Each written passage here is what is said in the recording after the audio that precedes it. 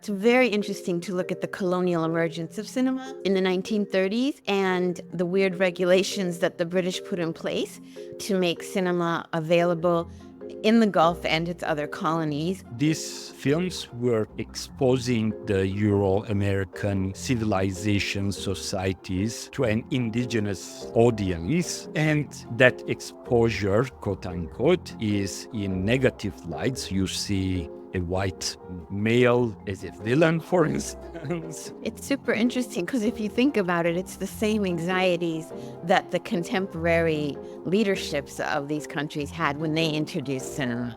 Very little cameras were ever in the hands of the indigenous population at that time. How did you discover these archives, and why are you endlessly fascinated by what you're discovering?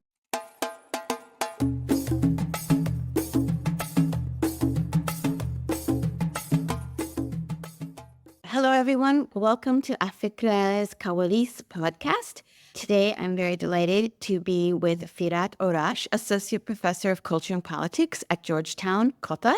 We are going to talk about his deep dive into the history of Gulf cinema. So he looks at it from the colonial era onwards, the area that's often forgotten because the focus is on the contemporary and these new Gulf filmmakers and Gulf initiatives emerging.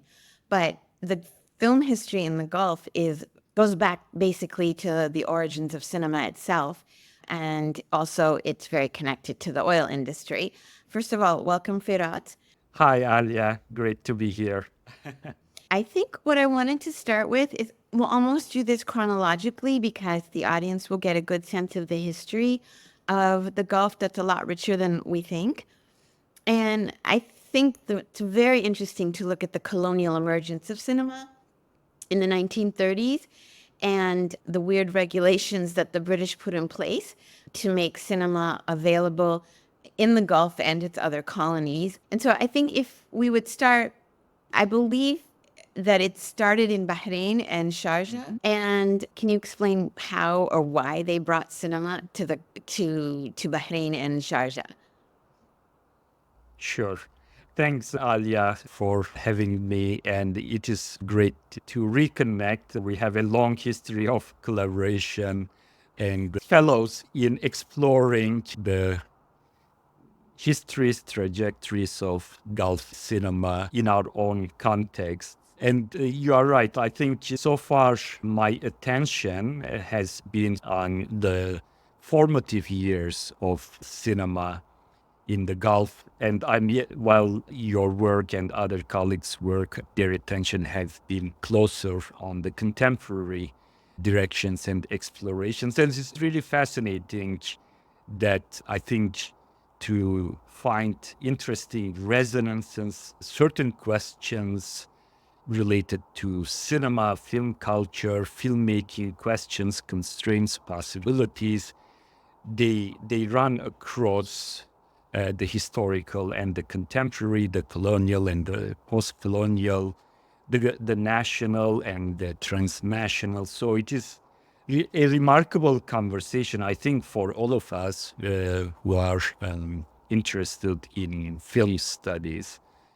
Now, to go back to your question, I think it all started with my discovery of an archival document in the British India Office records titled Bahrain Cinemas.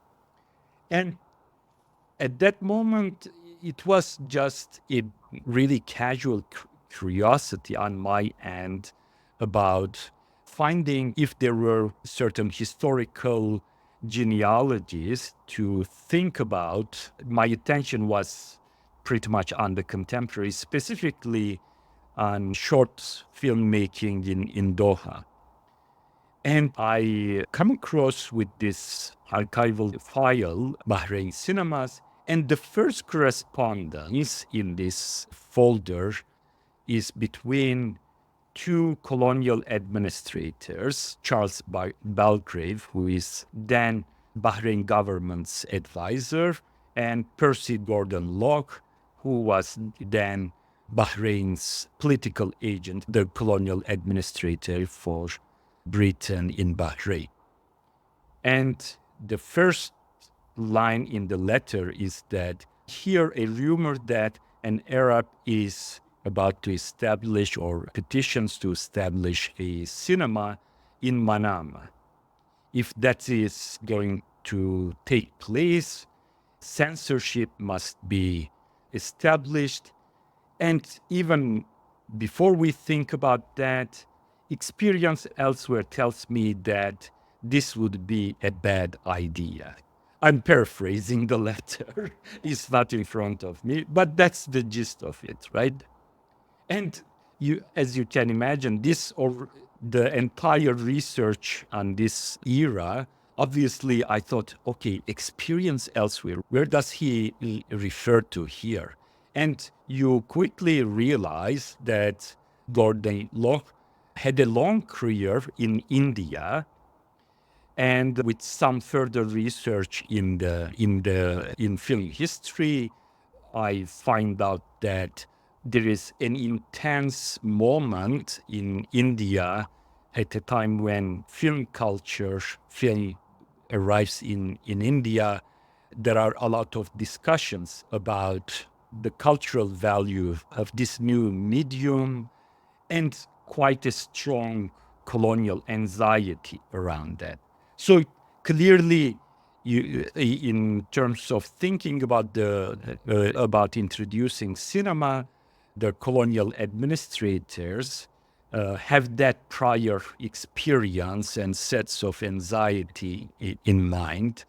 And indeed, as I began to look further into the folder and all the discussions, you quickly realize that they were quite anxious, literally, about cinema's arrival in the Gulf. I can talk a bit more later about these anxieties, but No, I think it would be good for us to understand what made them so anxious about a film playing, Hollywood or British-made film playing. What kind of colonial anxieties did that bring up? absolutely. So in a way, of course, the anxiety-inducing films were coming from Hollywood, and for the British, there were a number of layers of anxiety. One was that these films were exposing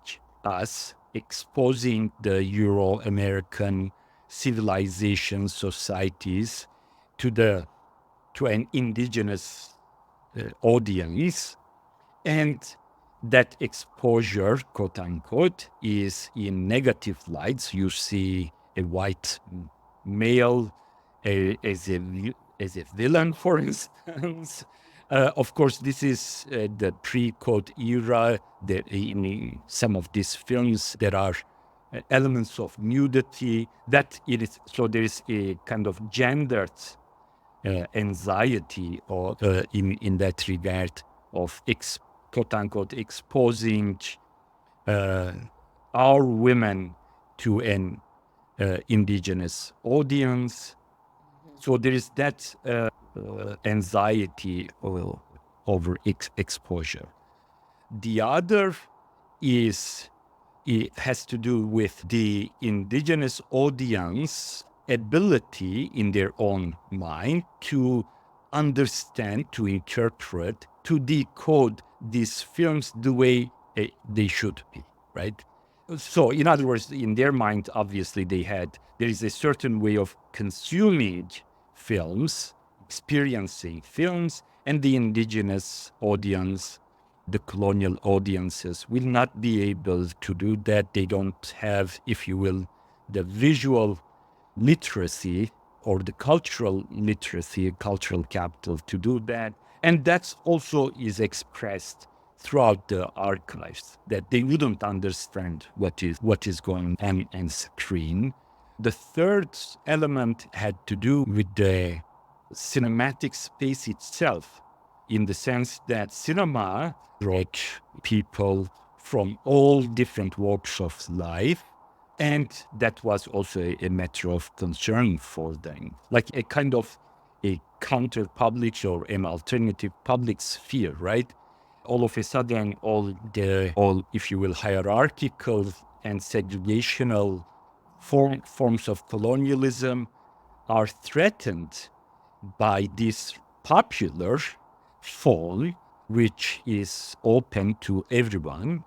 And that was another concern. In other words, how are we going to share the same space with the colonized, right? And that was also, from that perspective, a question of governmentality. One particular anxiety was political, that cinema is bring the masses together, and we don't want that. We want them as divided, as segregated as possible. So that was a fourth reason, or a fourth expression of the colonial anxieties that they had in mind. It's super interesting because if you think about it, it's the same anxieties that the contemporary leaderships of these countries had when they introduced cinema. It's the exact same anxieties.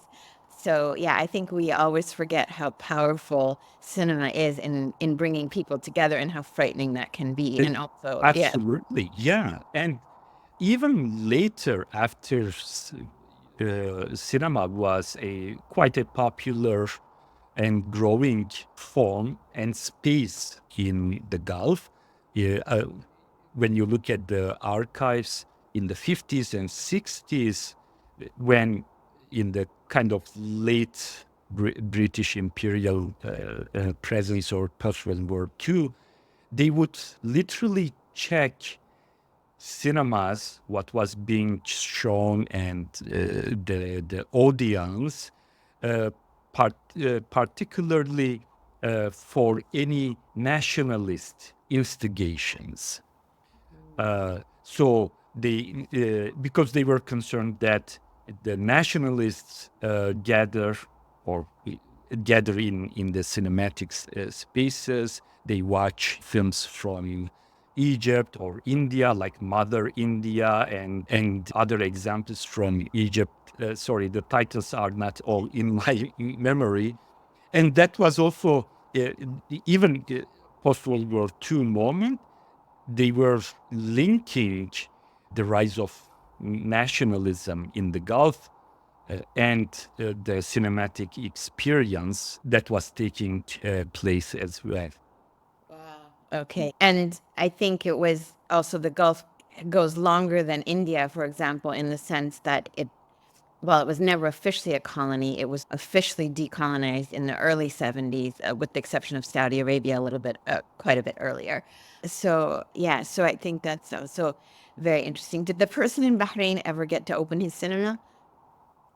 Finally, yes, but it takes 7-8 years for the entire process to finally result in success. The success, I'll talk about the success and maybe a little bit about what happens in between. And the success is perhaps also something familiar to us, and it goes along with what you just said, Alia. The Bahraini entrepreneurs, finally, they find a solution by inviting the nephews of the then Sheikh or Emir of Bahrain into the enterprise. So they give the nephews some share, and that becomes a wasta to reach out to the ruler. And only later, after that, there is a reluctant acceptance and the British, and that, okay, we will probably have to move along with that. But even in that moment, the conversation was still with British India. So they would bring the censorship manual in particular, but also all these regulations relating to opening a cinema, they would all have to be approved and modeled after British India. And in between, what you find is like South Asian entrepreneurs sending petition after petition to the British colonial administration in Bahrain to make the case for the popular need for cinema. And these are remarkable texts. From one perspective, they were a bit too respectful and officious and so on. But from another perspective, they are remarkable in terms of understanding the relationship between labor and leisure in the modern industrial or hydrocarbon life.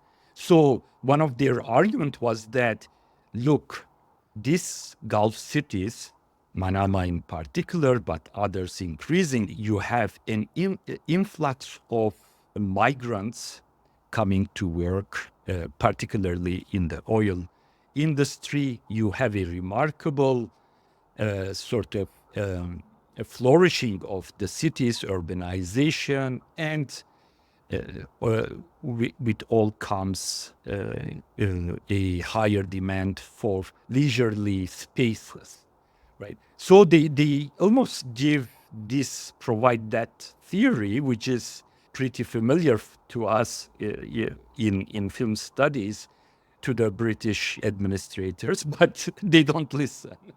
they for or each of these foreign entrepreneur petitions are rejected outright. Okay, especially coming from one of their former colonies. Exactly. Yeah. And I think it's very interesting that the India office it's only recently we're starting to see these really strong connections with the Gulf as being associated with South Asia as much as with the rest of the Arab world. Yeah. And I think this cinema is really a good example of the fact that all of it goes through the Indian office in the colonial area, but even the original entrepreneurs that come to the Gulf for cinemas are coming from South Asia and understanding their own population's need because they're the labor force. And we're going to get to that labor force in a second, but I think let's not leave out Sharjah.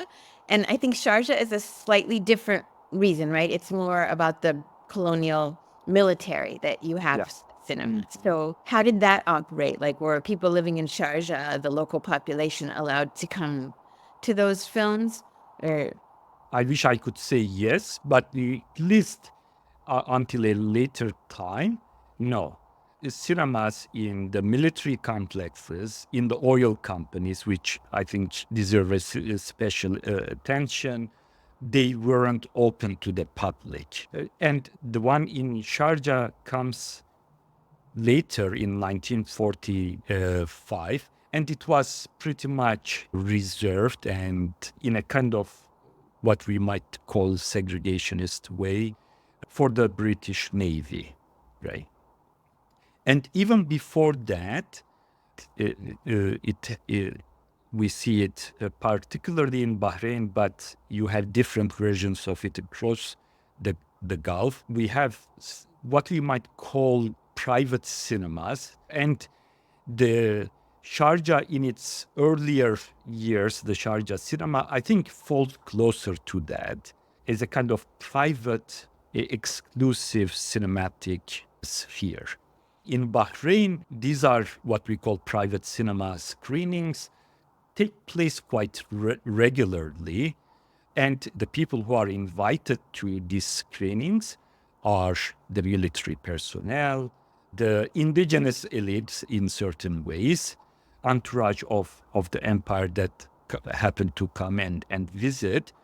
And in these screening sessions, there is one sort of key figure in that era that provides quite interesting material for the private cinema screenings. And this is Percy Gordon Locke's wife, Eleanor Dyer.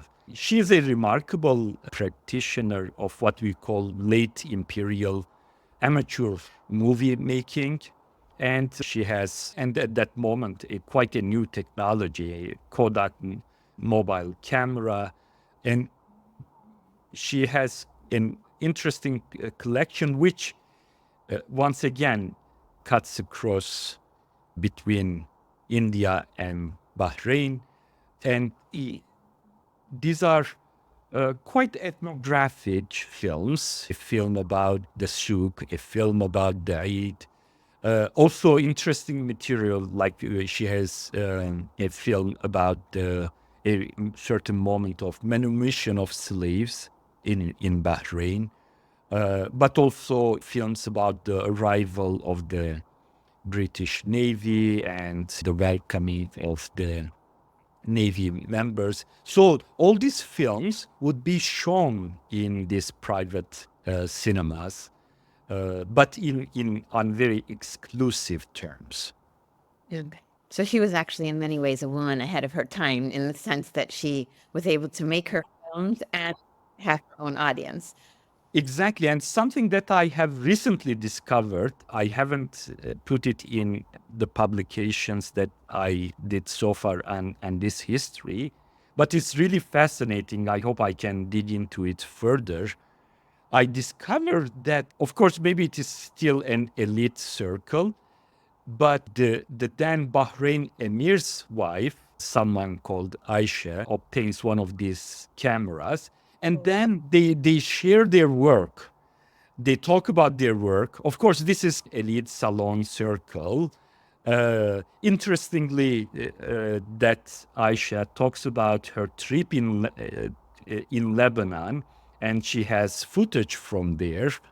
I haven't seen the footage itself, but it's an interesting sort of, and indeed, a sort of it has a gender element as well, but a kind of intimate sphere of encounter, exchange as well, although it is defined by still the colonial imperial framework. But it's a quite intimate moment that so the story develops the more we look into the archives. And this is the first time I hear about Aisha. Which archive are all of these films in? Her films, Aisha's film, I haven't seen them. Of course, it would be such a remarkable thing if I could find them somewhere. Uh, of course, you still have, even within elite, the colonial and indigenous elite, even in terms of archival availability, there is some unequal balance there. So, Eleanor Dial's archive is in Bristol City Museum, so they have the entire collection. So we have easier access, but to Aisha's, if I found it, that would be a remarkable. Yeah, that would be really something to see how she looked at her Yes, colonial world. exactly. Yeah.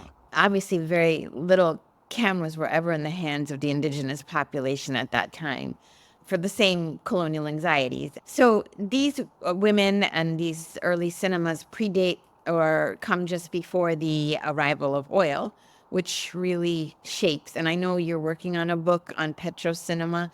And so in your research, you've looked at cinemas and how they were used by the oil companies, but also the films they made. You have a great phrase for it. You call them the Petro-Documentaries and petro-cinema. So I think let's start with the oil companies first and how cinema plays with the oil companies that come. And I think this is also the disruption of the British for the first time because the Americans and the French also show up. Land colonialism is shared. Why did the oil companies need cinemas? No, exactly. I like the way you put it, Alia, that Americans come as new agents, right? And definitely different from the British colonial presence. So it is more corporate, managerial, entrepreneurial, and so on. Obviously, they coalesce. They, in certain ways, they collaborate, and hence my description of that moment as petro-colonial, right? An entanglement of corporation, venture capitalism with classical imperial. But you are right, the arrival happened separately. But what we see is that in terms of the oil companies' demand and petition to open movie theaters or cinemas, that is granted almost immediately.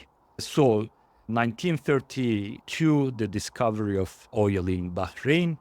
1934, just 2 years after, and this is not a short time in terms of thinking about building the infrastructure, the compounds, what they called the oil colonies. But 1934, the oil companies already bring in cinemas into their corporate settings, and the permission to the oil companies is given right away, but still with a reminder. I recall the letter of Locke to the Bahrain Oil Company executive, an American executive. He says, okay, you are allowed to have cinemas in your clubhouses, but remember that A, this will be only for Euro-American staff, and B, even if you consider to open it to your non-Euro-American, particularly labor staff, remember that films that are perfectly normal to us, and she says that, will not be normal to them. I wish I had the exact quotation, but he's basically saying that like you don't take any normal film for granted, that they will may not process it, experience it as we Euro-Americans would. Okay, so this already a positive development in this early history, but still quite segregation. Of course, we find out that the British colonial elite in these Gulf cities, they would go and make use of these screenings. They would attend them, but the local communities, even the foreign workers and so on, would not be allowed to do that. And increasingly, of course, this becomes a matter of labor rights. So again, after World War II, with the rise of nationalism, the discourse of nationalization of oil and other energy resources across the world, you find access to the cinemas to be part of the demands of the labor strikes. And there is a particular remarkable moment in 1956. This is in today's eastern Saudi Arabia, in Ras Tamura. The workers would go and occupy the oil company's cinema as a symbolic gesture of the unequal segregationist system within the oil company. It's interesting to think that you even had those forms of protests then. Did they succeed at all? Was there this moment where it was like, okay, let's bring in Bollywood films, or let's accommodate this huge population? And another thing I think it's important to note about this population is it's almost all male, whether it's the Euro-Americans or the South Asians. It's a male population. Yes, yeah. No, that's a fascinating question. I should look into it more. I think by the 60s, things begin to loosen up, because by that moment they realized that they cannot continue with this segregationist regime. And some of it, of course, has to do with these companies' deal and negotiations with the emergent nation states, right? It's almost like they would give this as a concession of some sort, especially to the Arab or Gulf workers, right? And then we also see it, access to cinema provided to South Asian laborers as well.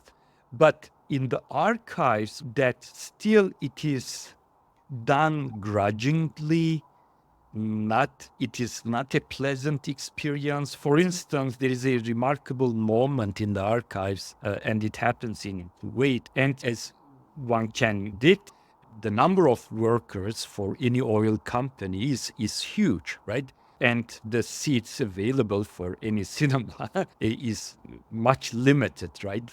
So they would have multiple sessions, one after the other, in very crowded way, bringing one group after the other, and so on. Of course, this would oftentimes lead to stampede, to fights. Yeah. So you have these interesting moments in which, even this labor right to have access to leisurely facilities such as cinema would be done in still problematic ways, to say the least. I think gender has to play a role in this part also. So that would be an interesting angle to pursue. I can, since you invoke it, from the archive, one particular moment I think that is to be looked at more carefully, and I should have done it already. And this is in relation to the experience of Hindi film. In one moment, this is late 1940, this is the moment in which public cinemas are increasing in number. The flow of Hindi films is quite high and popular, and so on. And from this anecdote, I think we can infer that women, not only local women, but to the extent possible, who came from South Asia to accompany their family and husbands and so on, they are attending these films quite regularly. And this is from the Colonial archive, so it is presented as something negative.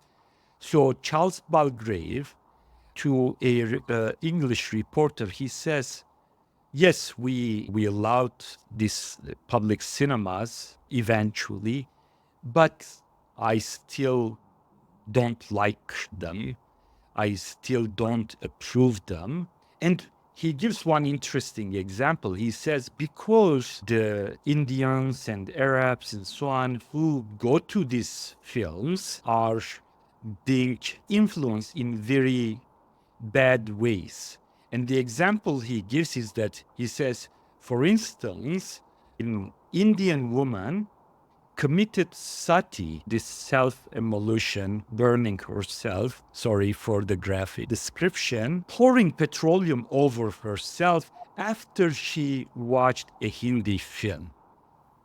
Wow. Yeah, so again, thankfully I didn't find any record confirming that. But first of all, this negative example, again, by inference, tells us that women were active audience in these popular cinemas. But these gender anxieties are still expressed to the extent that I formulated it as in their mind, they still think of saving brown men and women from brown cinemas.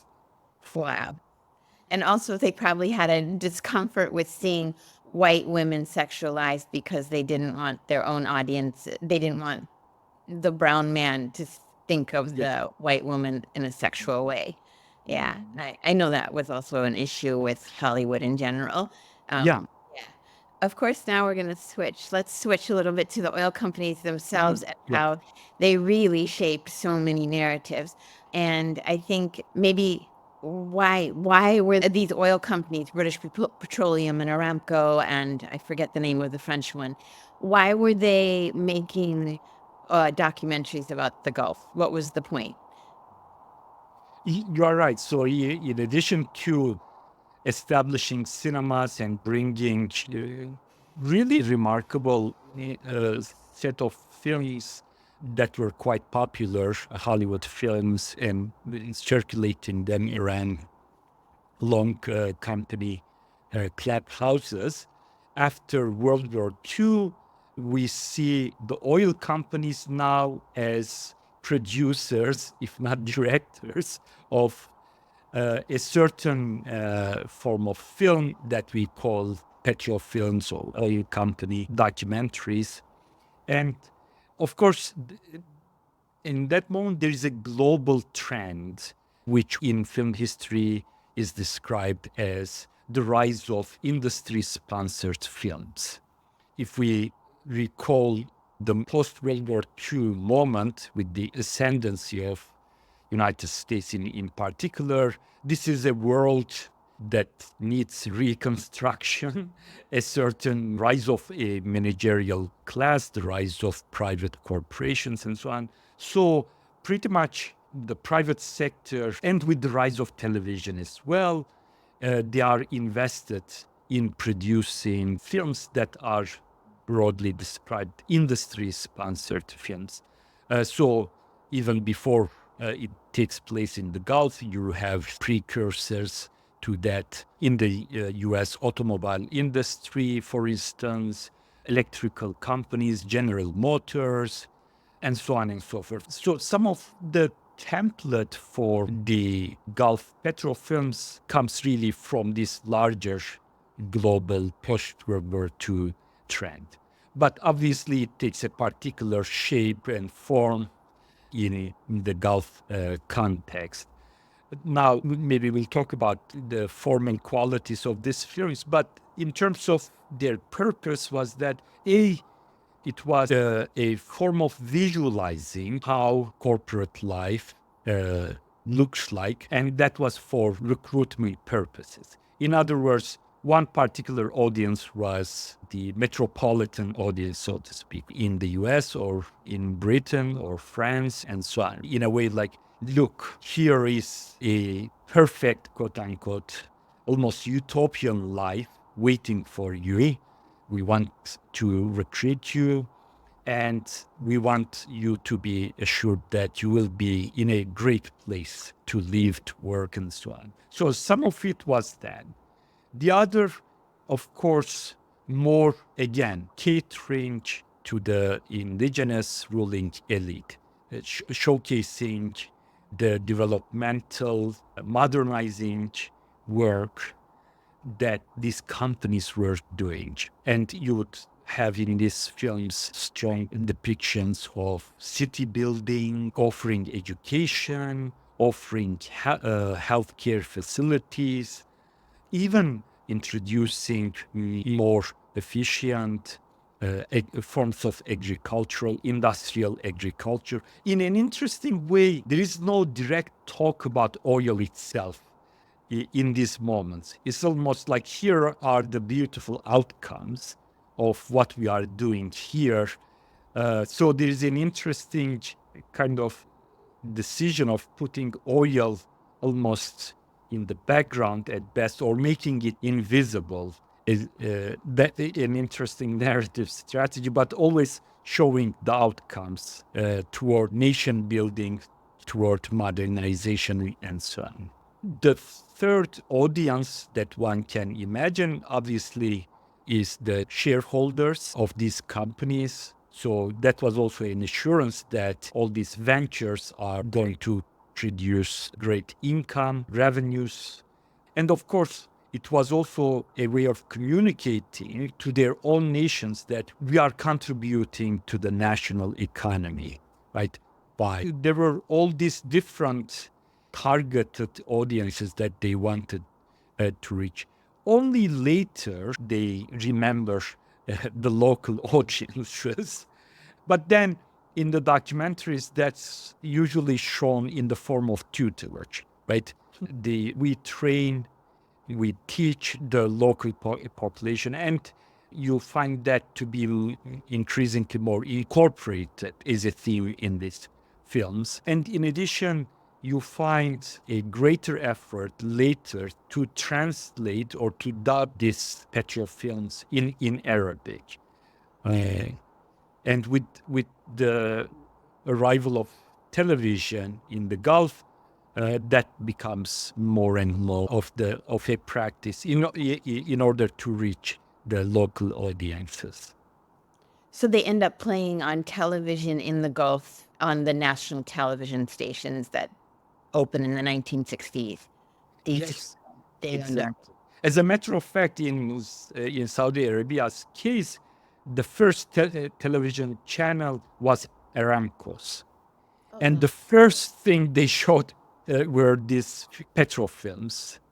They saw, of course, television as this new medium to make use of for their publicity efforts. Yeah, I think we often ignore how important TV was in the In Gulf. that moment, yeah. Yeah, because they had other media, even cinema was limited until and then television. Absolutely, yeah. Maybe a political footnote. Some of this is expedited by the increasing appeal of Arab radio, nationalist Arab radio from Cairo and back, almost like to counter this long distance radio waves, speeches of Gamal Abdel Nasser and so on. Television becomes a more immediate visual element to kind of counteract, to compete with Arab radios. Okay, and that makes a lot of sense because, yeah, this is the time of the pan-Arab movement, and it doesn't quite fit in with the oil companies' plans, and radio was the dominant form. And I think that probably influenced the cinema that was allowed to play there as well. And maybe that's why there's such a fondness for Bollywood film there, because a lot of the more, I'm not sure, that's something you looked into, but I would assume. So I know these Petro-Documentaries, and if you want to pick out one specific one to talk about, had a lot to do with nation building as well. That what were these elements? You said that there were certain elements that appeared in all of them that worked towards building national narratives. I think from 1946, Kuwait Oil Company is the first one. 1948, Aramco's Desert Venture comes as the second. But all the way, pretty much, if we would call the golden age of petro films, all the way well into the 70s, this nation-building element is at the core of the narrative. Now, some of them are, I think, obvious to us in terms of, what requires to build a new nation. But the emphasis was very much on the building the material infrastructure for the nation to come, right? As I said, education, health, administration, financial system, and so on and so forth. I think what is even more interesting, if not daring, in some of these films is a certain claim that the oil companies are going to be the agents of an Arab renaissance in the 20th century. I think that's, to me, it is even more, wow, what an ambitious claim. And of course, they make use of various Orientalist tropes in a civilization that was brilliant, golden back in the days. There was some decay. And of course, through the motifs of this vast landscapes of sand and so on, it's almost like this era has been there for so many centuries. But again, in geological terms, what comes now from under these sands, the oil, it's almost like this civilization coming back in the form of black gold, right? And there is that claim that the Arab Renaissance, Nahda, is going to be a hydrocarbon, right? Or the petroleum is the material necessity prerequisite to think of the revival of Arab civilization, or even broadly speaking, Islamic civilization. This is particularly showcased in a remarkable documentary by Richard Firat called The Island of the Arabs. And this director, I don't think it's a coincidence why Aramco chose him. He is the first Oscar winner for a documentary which he did on Michelangelo. So he had the Renaissance idea probably in mind in certain ways. But the visual material that he uses in this film is pretty much a kind of a civilizational emergence narrative. And of course, the argument is that the the oil company on the corporate side and the king on the political side will work together to enable this renaissance, to implement this civilizational revival. So it goes beyond the more familiar elements of nation building. It is indeed a civilizational revival vision. Do you know how many of them were made? Or I guess it's impossible to count. Quite But a lot. I didn't do the counting, maybe I should, but certainly it is more than 50 in. okay. Yeah. And of the oil companies, which one would have been the most prolific? British Petroleum or Aramco or Total, the most prolific in making these films? I would say Aramco.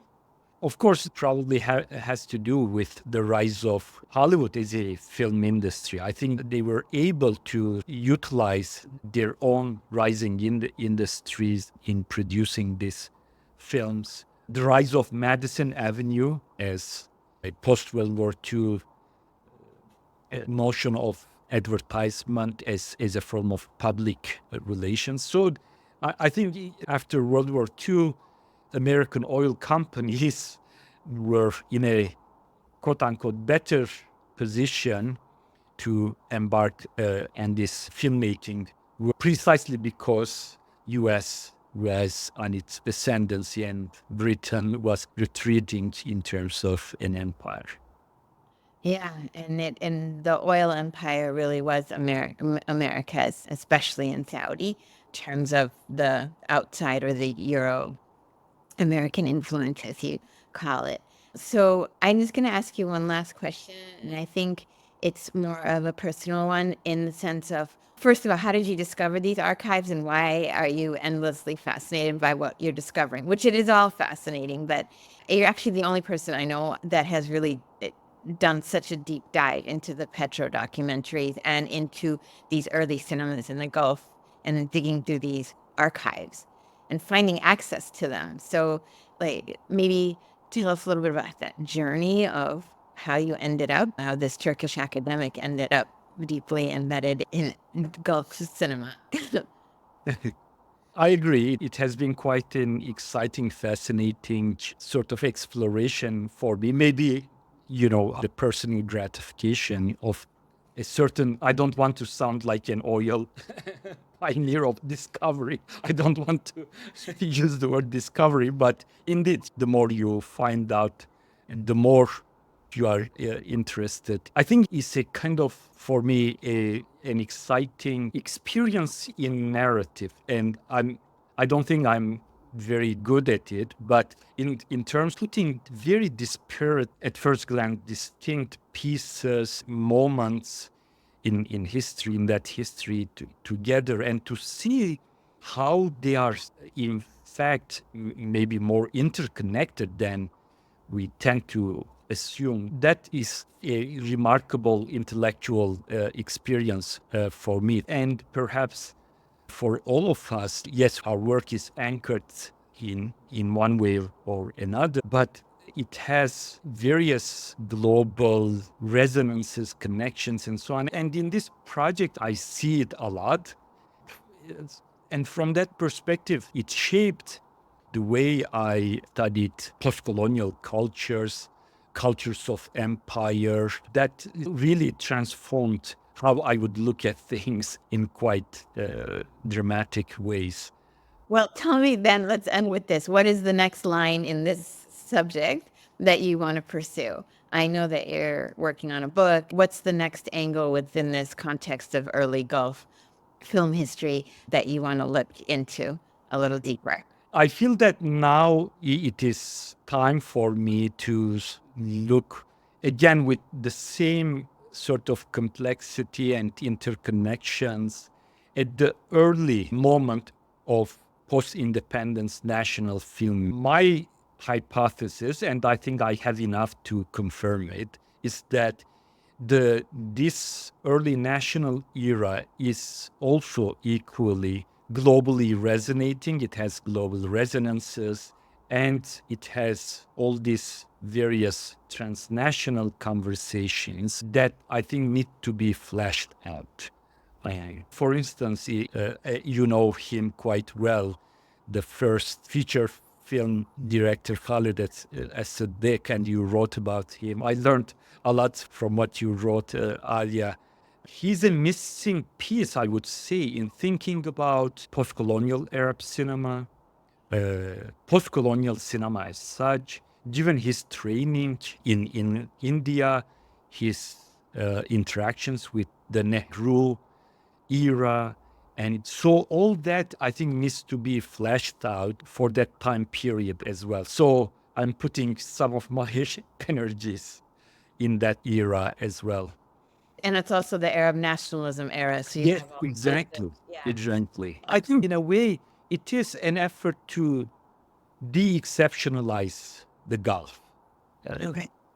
Right? Yeah. We usually tend to think that in problematic ways that Gulf is an exception, or this thing happened in the Gulf only now.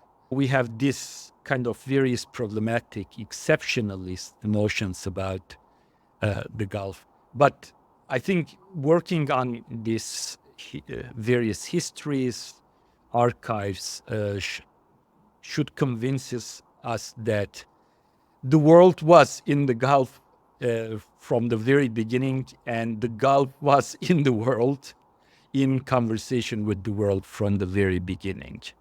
Yeah. That's the perfect place to end because I agree with you 100%. And I think this de-exceptionalizing of it and looking at it as a fluid space, like the whole book that worked on together, is really, really the way forward in framing it. And cinema is like an amazing way to look at it. So as usual, I love hearing these stories, and I think I'm a little jealous of all the time you get to spend in these archives. So I wanted to thank you very much for being here today. Thank you so much, Alia. It was quite a pleasure. I appreciate the time to do that.